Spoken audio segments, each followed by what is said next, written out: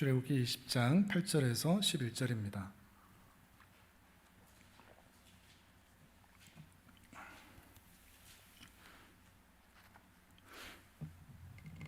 자, 우리 함께 읽도록 하겠습니다. 8절에서 11절까지 시작. 안식일을 기억하여 거룩하게 지키라.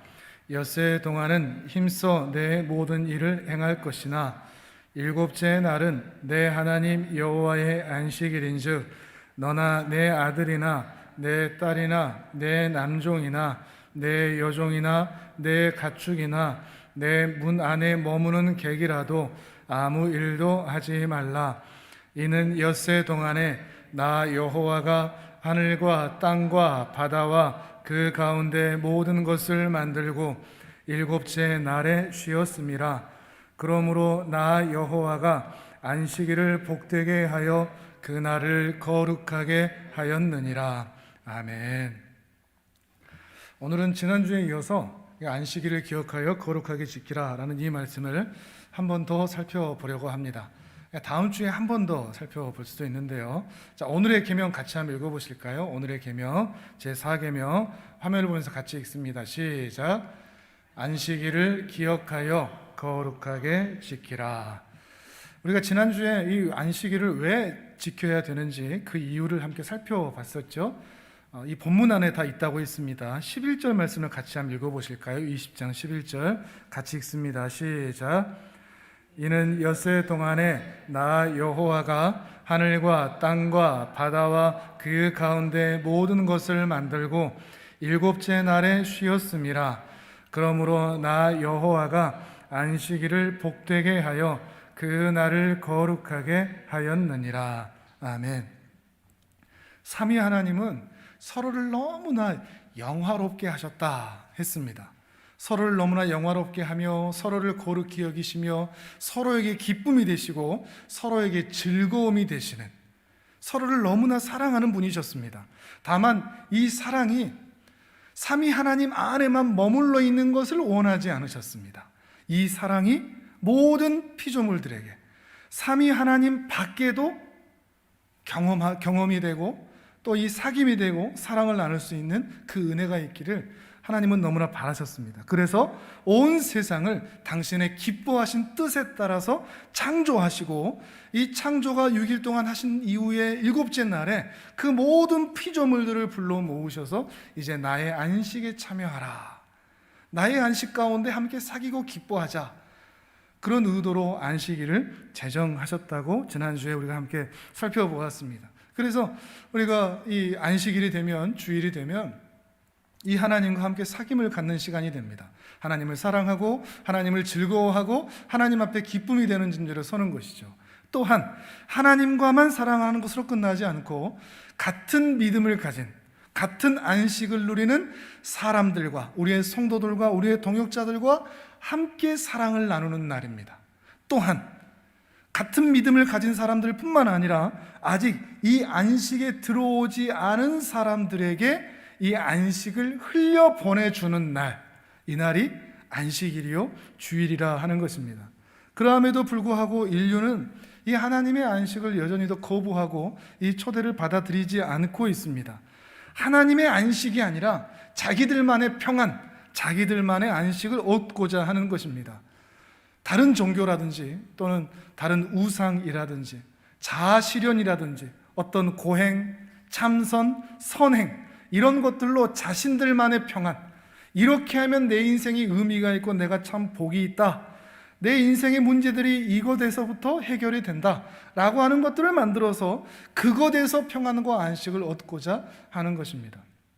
지금 이 시대도 그렇죠. 어떤 사람들은 여행을 가면서 참 안식을 얻어보려고 하고 문제 해결과 복잡한 마음이 해방되는 그런 은혜를 경험하고자 하고, 어떤 사람들은 놀거나 자기 자아 실현을 하거나 자기가 원하는 것들을 하거나 등산을 하거나 이런 시간들로 참 자기의 평안을 찾아보고자 합니다. 그런데 이걸 해보신 분들은 아실 겁니다. 하나님 밖에서 안식을 얻고자 하면 절대 얻어지지를 않습니다. 참 평안이 우리에게 찾아와지지를 않습니다. 내 안에 평안이 그렇다고 찾아오지를 않습니다. 마치 모든 것을 다 잊어버리기 위해서 술을 잔뜩 먹고 취하자 했는데 다음 날 되면 어떤 문제도 해결된 것 없이 몸만 힘들듯이 하나님 밖에서 무엇인가를 얻어내고자 하면 결코 우리의 빈 가슴은 다른 것으로 채워지지 않는다는 것입니다. 하나님 안에서만 참 안식을 얻을 수 있다는 것이죠. 바꿔서 얘기하면 참된 안식은 세상의 품을 떠나 하나님의 품 안으로 들어올 때만 가능합니다. 세상에서 떠나 아버지의 집으로 돌아온 그 탕자가 참 평안을 얻을 수 있었듯이 세상의 품을 떠나 출세상하여 출애굽하여 하나님 앞에 설 때에만 참 안식을 얻을 수 있다는 것을 주님께서는 이 십계명을 통해서 이 창조의 안식을 말씀하시면서 우리에게 알려주고 계시는 것입니다. 십계명을 주시면서 하나님께서 이스라엘 백성들에게 하신 말씀도 동일합니다. 20장 2절을 같이 한번 읽어보실까요? 화면을 보면서 같이 읽습니다. 시작. 나는 너를 애굽 땅 종 되었던 집에서 인도하여 낸 내 하나님 여호와니라. 아멘. 여기서도 분명히 이야기를 하죠. 애굽 땅 종 되었던 집에서 인도해냈지 않느냐, 너희를 애굽에서 건져냈지 않느냐, 너희를 세상에서 건져내어 인도하여 너희 앞에, 내 앞에 너희가 서 있지 않느냐, 이런 말씀을 하시는 것입니다. 이스라엘이 구원을 통해서, 이 구원의 은혜를 통해서 참 안식을 얻게 된다는 것입니다. 이스라엘 백성들은 평생 일만 하던 사람들입니다. 단 며칠도 쉴 수가 없었던 사람입니다. 단 한순간도 쉴 수가 없었고 너무 힘들다고 소리치면 오히려 노동을 가중하게 받았던 사람들입니다. 예를 들면 출애굽기 5장을 보면 모세가 하나님의 부르심을 받고서 바로에게 가서 이런 얘기를 합니다. 광야로 사흘 정도만 나가서 하나님께 제사할 수 있도록 시간을 좀 주십시오. 쉽게 말하면 3일 휴가를 달라는 겁니다. 3일 휴가만 주시면 이스라엘 백성들과 함께 제사 드리고 오겠습니다. 그럼 바로가 뭐라 그럴까요? 네가 내 백성의 노역을 쉬게 하느냐? 가서 너희의 노역이나 하라. 그러면서 오히려 더 많은 일을 부어주는 일을 우리는 보게 됩니다. 같이 한번 읽어보실까요? 출애굽기 5장 6절에서 9절까지 우리 같이 읽어보도록 하겠습니다. 시작.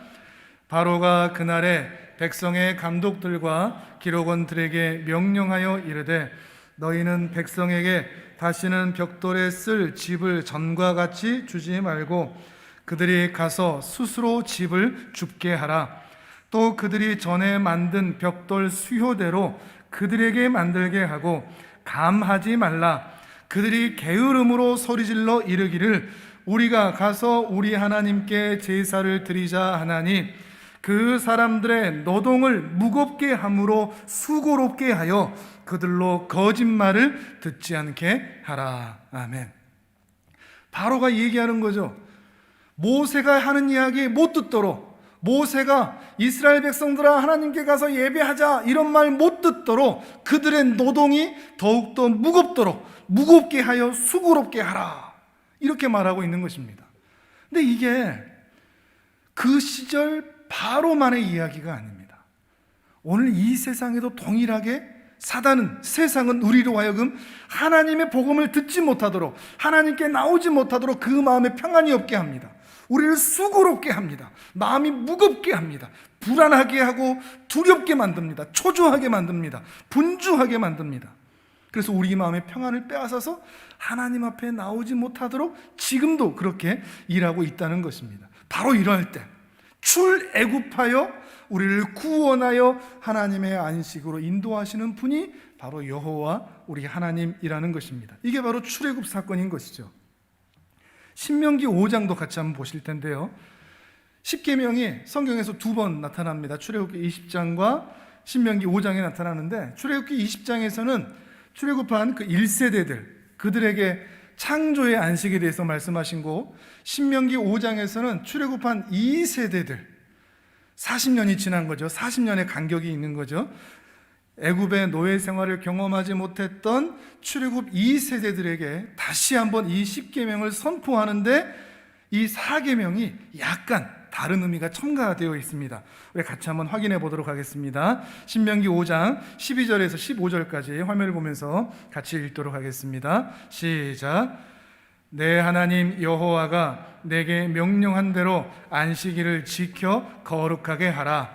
엿새 동안은 힘써 내 모든 일을 행할 것이나 일곱째 날은 내 하나님 여호와의 안식일은즉 너나 내 아들이나 내 딸이나 내 남종이나 내 여종이나 소나 내 낙이나 내 모든 가축이나 내 문 안에 유하는 객이라도 아무 일도 하지 못하게 하고 내 남종이나 내 여종에게 너같이 안식하게 할지니라.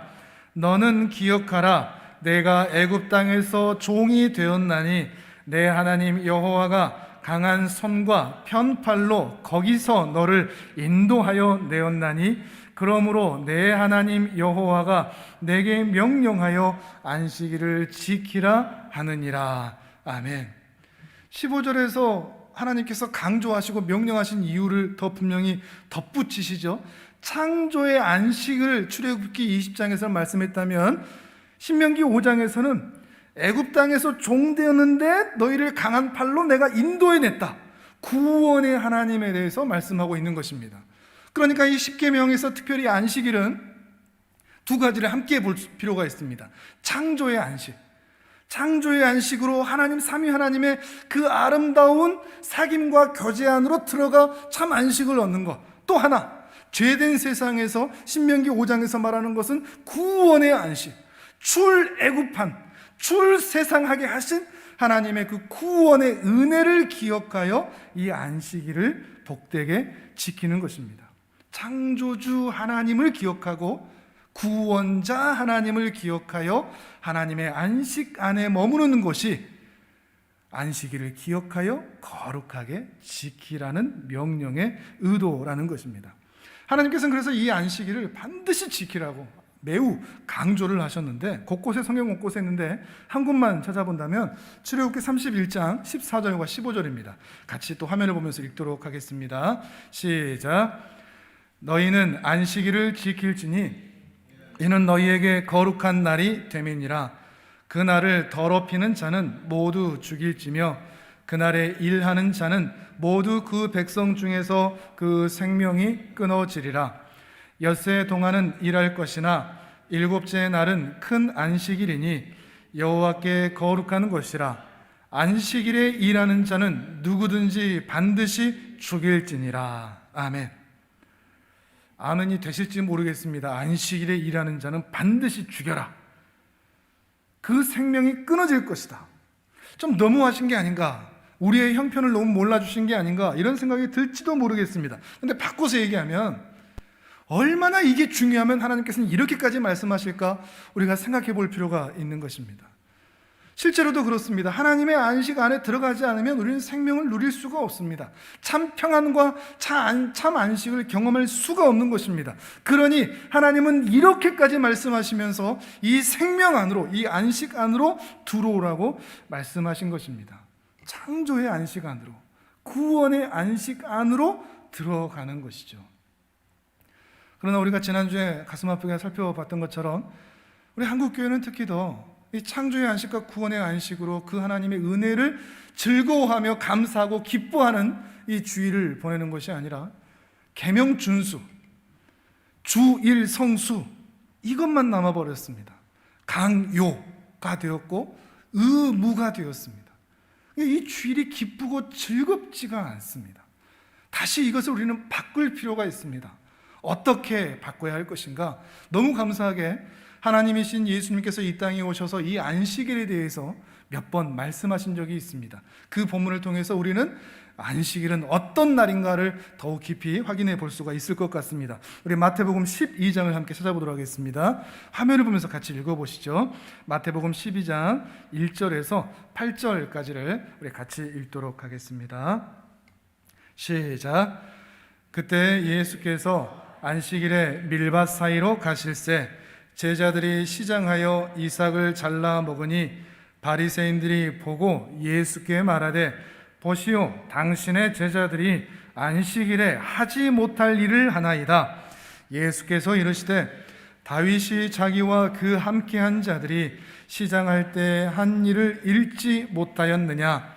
그가 하나님의 전에 들어가서 제사장 외에는 자기나 그 함께한 자들이 먹어서는 안 되는 진설병을 먹지 아니하였느냐?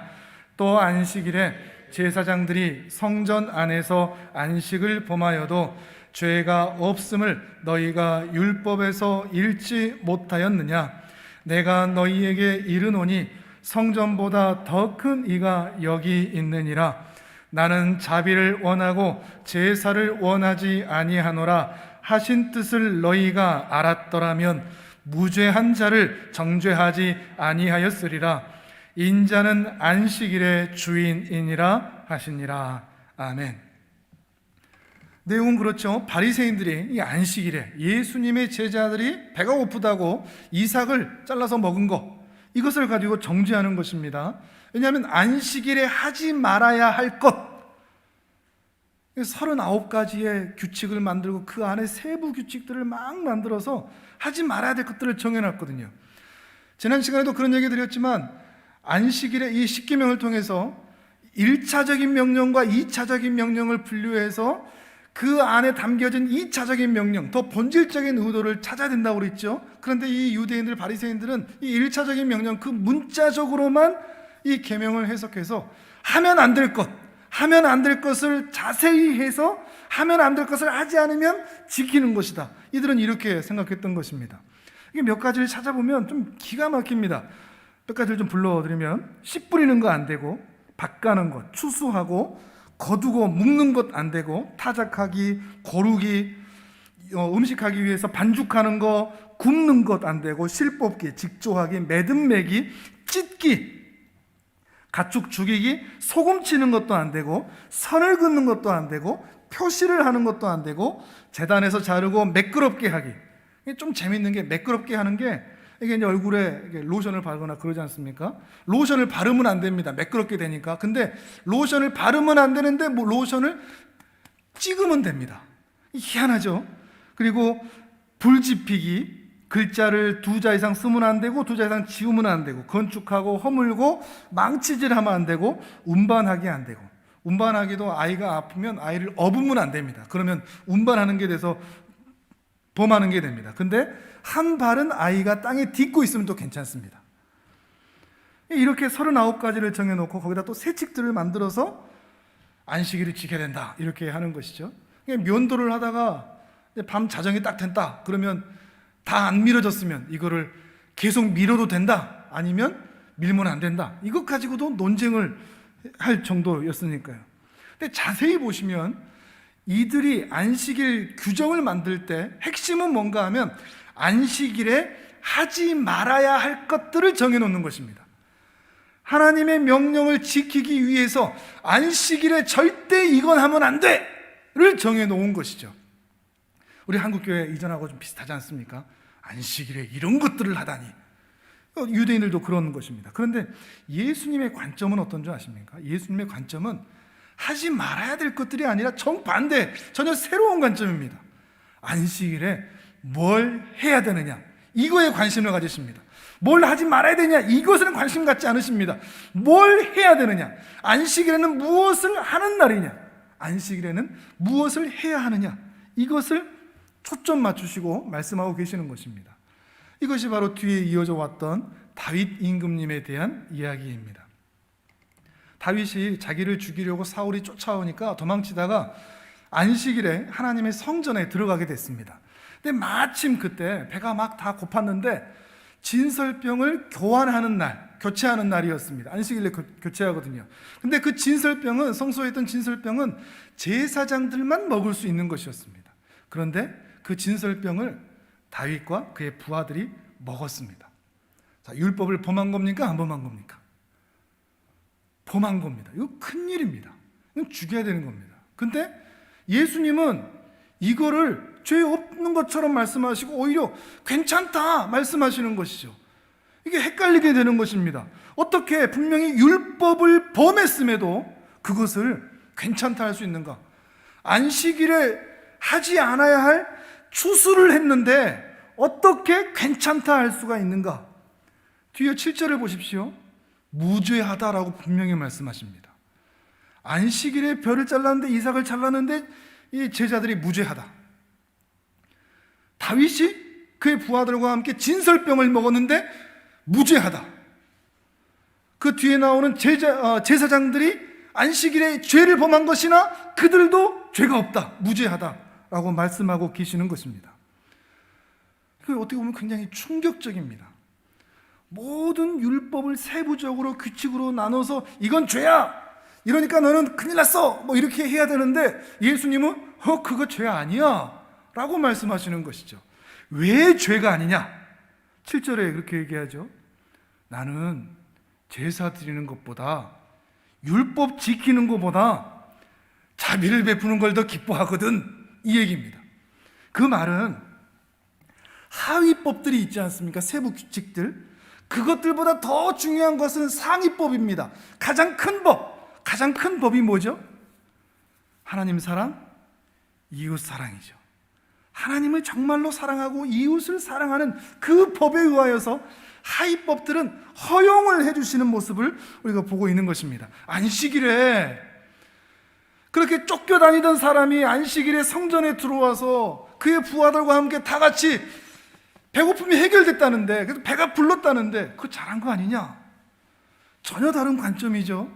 안식일이 어떻게 그걸 먹어? 라고 따지는 사람들과, 야, 배고팠는데 안식일에 하나님의 성전 찾아와서 제사장에 의해서 그 떡을 먹었으니 얼마나 잘된 거냐? 안식일에 배고파서 그 이삭을 먹었으니 얼마나 잘한 일이냐? 이 말씀을 하고 계시는 것입니다. 누가요? 성전보다 큰 이가 이 말씀을 하고 계시다는 것입니다. 이 말씀은 전 지금도 저한테는 충격입니다. 이거 어떻게 받아들여야 될까? 제사란 대체 뭔가? 예배란 대체 무엇인가? 교회는 어떤 곳이어야 되는가? 우리가 주의를 지킨다는 것은 어떤 의미인가? 더 큰 사랑의 법에 의하여서 교회가 사랑으로 움직이기를 바라시는 주님의 마음을 볼 수가 있는 것입니다. 그렇습니다. 교회는 법이 다스리는 곳이 아닙니다. 교회는 사랑이 다스리는 곳입니다. 사랑이 있는 곳입니다. 혹 그 법을 어겼을지라도 그것마저도 허허 넉넉하게 봐주면서 괜찮다, 사랑을 베풀었지 않느냐, 자비를 베풀었지 않느냐라고 주님께서 말씀하신다는 것입니다.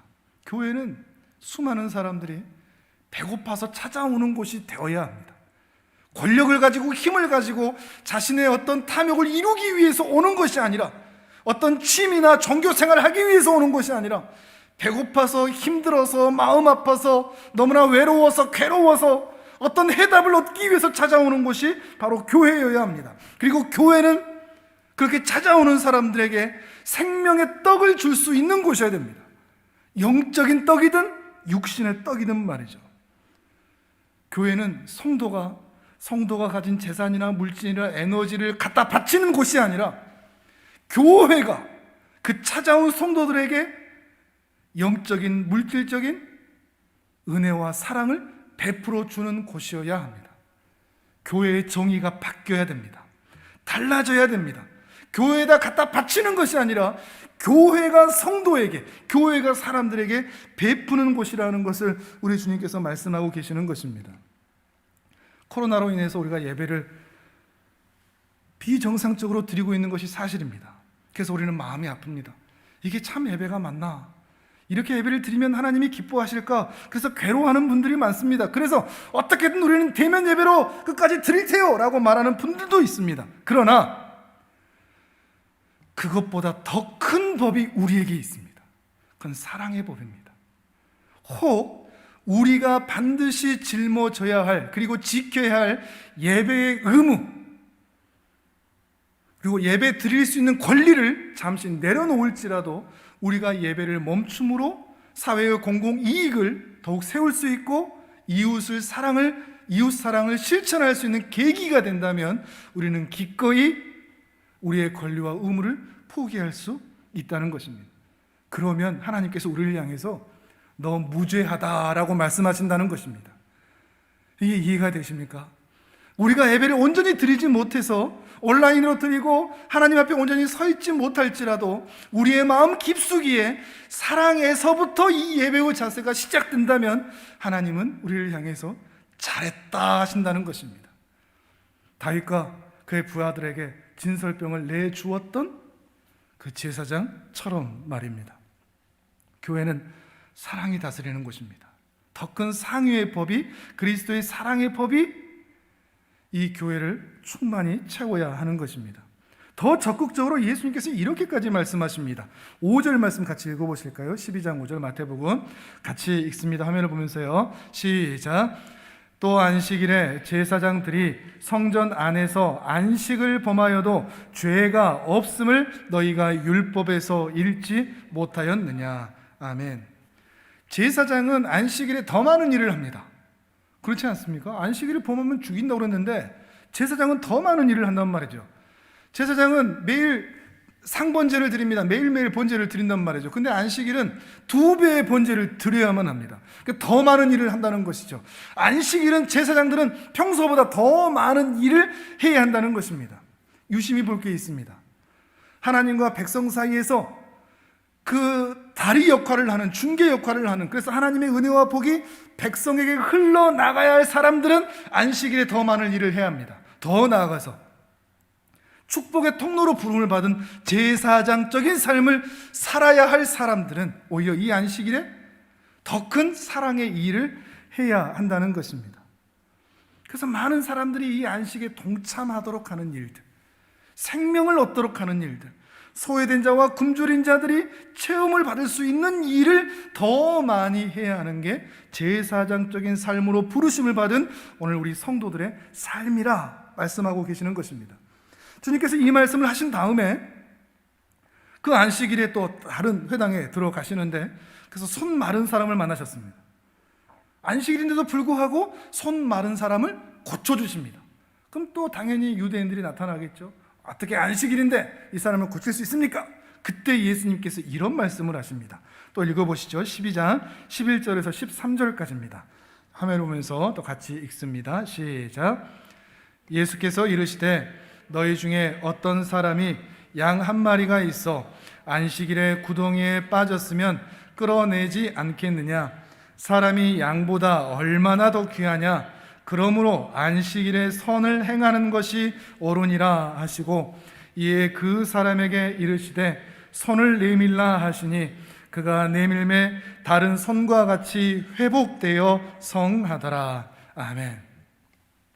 안식일에 너희 가축이 구덩이에 빠졌으면 구할 거 아니냐. 근데 사람이 지금 배고프다는데, 사람이 지금 아프다는데, 사람이 지금 외롭다는데 안식일에 선을 행하는 것이 옳지 않으냐 말씀하시는 것입니다. 자, 저를 따라서 한번 해보실까요? 안식일에 선을 행하는 것이 옳으니라. 안식일에 선을 행하는 것이 옳으니라. 이것이 오늘 말씀의 핵심입니다. 안식일은 선을 행하는 날입니다. 선이라는 것은 우리가 흔히 말하는 윤리와 도덕으로 선과 악을 말하는 것이 아닙니다. 성경에서의 선은 하나님이 기뻐하시는 것입니다. 성경에서의 악은 그 선의 부재요 하나님이 기뻐하지 않는 것입니다. 그러니 안식일에 선을 행한다는 것은 안식일에 하나님께서 기뻐하실 만한 일을 하는 것입니다. 그게 선을 행하는 것입니다. 안식일은, 이 주일은 아무것도 하지 않고 그냥 예배만 드리는 날도 아니고 쉬거나 재충전하는 날도 아니고 선을 적극적으로 행하는 날이라는 것입니다.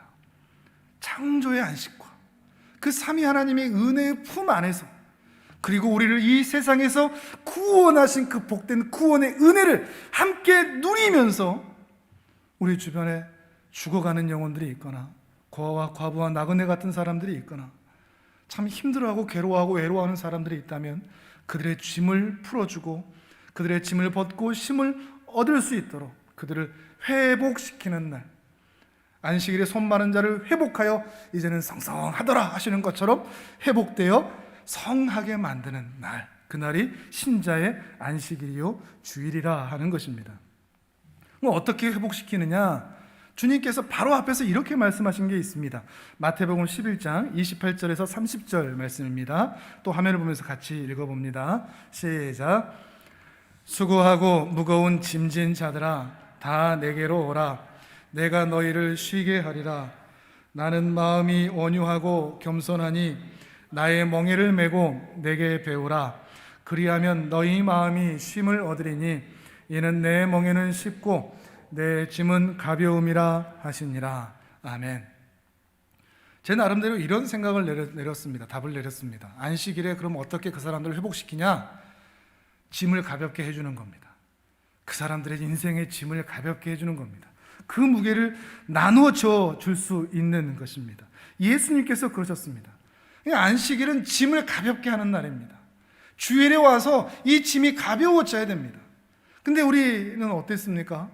주일만 되면 아침 일찍 나가서 저녁까지 교사하고 예배드리고 주방 가서 또 설거지하고 또 봉사하고 뭐 운전하고 하여튼 짐이 너무 많았습니다.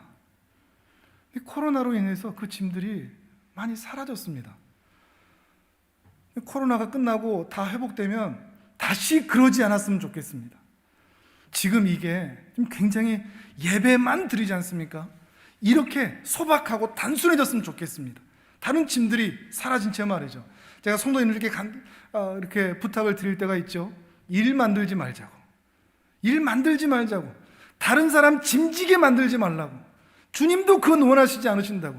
어떻게 하면 다른 사람이 지는 짐 내가 좀 나눠줄까 이런 생각을 해야지, 어떻게 하면 일을 더 만들어서 다른 사람과 짐지고 뭔가 으쌰으쌰 해볼까, 이건 옳지 않은 것입니다.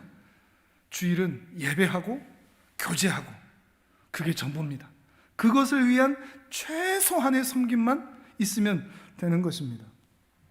그래서 마태복음 12장 이 안식일 비유와 평행 본문인 마가복음 2장에서는 이 말씀의 결론을 이렇게 말씀하셨습니다. 마가복음 2장 27절과 28절 우리 같이 읽어보도록 하겠습니다. 시작. 또 이르시되 안식일이 사람을 위하여 있는 것이요 사람이 안식일을 위하여 있는 것이 아니니 이러므로 인자는 안식일에도 주인이니라. 아멘. 안식일의 주인 되신 분께서, 안식일을 참 안식일이 되게 만드신 분께서 말씀하십니다. 성전보다 더 크신 이께서 우리에게 말씀하고 계십니다. 안식일이 사람을 위해 있는 거지 사람이 안식일을 위해 있는 거 아니다 하시는 겁니다. 안식일을 유지하기 위해서 사람들한테 짐 씌우지 마라. 주의를 유지하기 위해서, 예배를 유지하기 위해서, 교회를 유지하기 위해서 성도들에게 짐 덮어 씌우지 마라, 이런 말씀인 것입니다. 이 안식일의 주인은 사람이다. 이 안식일의 주인은 사람들이 기뻐하는 것이 되어야 된다. 그래서 성도들이 기쁘고 사람들이 가벼운 마음으로 하나님을 찬양하며 그 은혜 가운데서 성도의 교제를 나누는 날, 이날이 바로 주일이라 하는 것입니다. 우리 교회의 주일이 이런 모습이었으면 좋겠습니다. 성도들이 즐거운 날, 오고 싶은 날, 오면 짐이 있어서 무거운 마음으로 처진 상태로 오는 게 아니고 가벼운 마음으로 룰루랄라 올 수 있는, 평안을 얻고 쉼을 얻고 참으로 기쁘고 즐거운 날이 되었으면 좋겠습니다. 근데 더 나아가서 이 안식일에 우리가 기쁨과 평안을 누린다면 이제 우리는 이 평안과 안식으로 다른 사람을 살리는 날이 이 안식일이 되어야 합니다. 오늘 하루만이라도, 이 안식일과 이 주일만이라도, 코로나로 인해서 다들 집 안에서 있을 수밖에 없는 이런 형편에서라도 전화 한 통, 문자 한 통이라도 위로의 메시지를 전할 수 있는 것, 이것이 안식일에 우리 신자들이 할 수 있는 것입니다. 이날 하루만이라도 우리 주위에 굶주리고 외로워하고 괴로워하는 사람들을 돌아보는 것입니다. 이것이 안식일을 기억하여 거룩하게 지키는 것입니다. 종합해서 이제 우리가 어떻게 하면 되는가? 주일날 오전에는 하나님 앞에 나와서 기쁜 마음으로 예배를 합니다. 하나님 앞에서 온전한 예배로 즐거움으로 하나님의 은혜를 나눕니다. 그리고 오후에는 성도의 교제와 함께 이웃 사랑을 실천하는 것입니다. 어떤 분들은 예배만 드리면 돼요, 예배만 강조하는 사람이 있고, 어떤 사람들은 예배도 이제 그러니까 우리 실천을 더 많이 합시다, 일상에서 실천 더 많이 하는 게 중요합니다, 강조를 한쪽으로만 하는 경우가 있는데 이게 균형이 맞으면 좋습니다. 균형이 맞아져야 됩니다. 예배를 소중히 여기는 것입니다.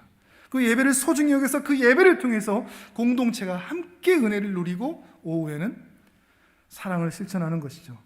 우리가 월산동에 있을 때 주일 오후에 한 달에 한 번씩 하늘창고 사역을 할 때는 우리가 다 같이 소그룹별로 나가서 이렇게 했던 기억이 있지 않습니까? 이제 코로나가 종식되고 좀 회복이 되면 우리 그거 다시 시작했으면 좋겠습니다. 다시 이웃사랑을 실천하는. 왜 이걸 해야 되는가 하면 신앙은 절대 자연스럽게 만들어지지 않기 때문입니다. 언젠가 차차 내게 그런 변화가 생겨서 나도 그렇게 할 수 있을 때 나도 할게요. 평생 못합니다. 신앙은 억지로라도 해야 됩니다. 억지로라도 주일 예배의 자리를 지켜야 됩니다. 그게 안 되면 온라인으로라도 억지로라도 그 시간은 깨어 있어야 됩니다. 의무로 해야 됩니다. 그렇게 억지로 하면서 습관이 되고 그 습관이 그 사람의 성품, 천성으로 바뀌게 됩니다. 이웃사랑도 마찬가지입니다. 억지로라도 그 시간을 만들어서 이웃을 섬기는 연습들을 계속 하다 보면 그것이 우리에게 습관이 되고 우리 성도들에게 또한 우리 다음 세대에게는 그것이 신앙의 성품이 될 것이라 믿습니다. 그러니 주일은 억지로라도 거룩하게 지키는 것입니다. 억지로라는 이 단어 자체가 좀 부정적으로 와닿을지는 몰라도 그렇게라도 하는 것이 옳습니다. 주일을 억지로라도 거룩하게 지키고 억지로라도 내가 가진 행복을 나눠서 흘려 보내는 것입니다. 이것이 안식일을 거룩하게 지키는 우리 교회의 모습이라는 것입니다. 코로나로 인해서 우리 모두가 불안하고 두려운 시기에 있습니다. 그러나 우리가 하나님 품 안에 있는 것으로 여러분은 평안하실 수 있기를 바랍니다. 우리는 창조주 하나님, 구원자 하나님, 우리 아버지이신 하나님의 품 안에 있으므로 우리는 두려워 떨 필요가 없습니다. 여러분 참으로 평안하시길 바랍니다. 이 안식을 누리실 수 있기를 바랍니다. 더 나아가서 제사장적인 삶을 살도록 부르심을 받았으니 축복의 통로로 세상에서 보내심을 받았으니 이 안식일에 소망과 기쁨이 없는 자에게 이 사랑을 흘려보낼 수 있는, 많은 사람들을 옳은 대로 이끌 수 있는 밝은 빛처럼 빛나는 아름다운 인생 되시기를 주님의 이름으로 축복합니다.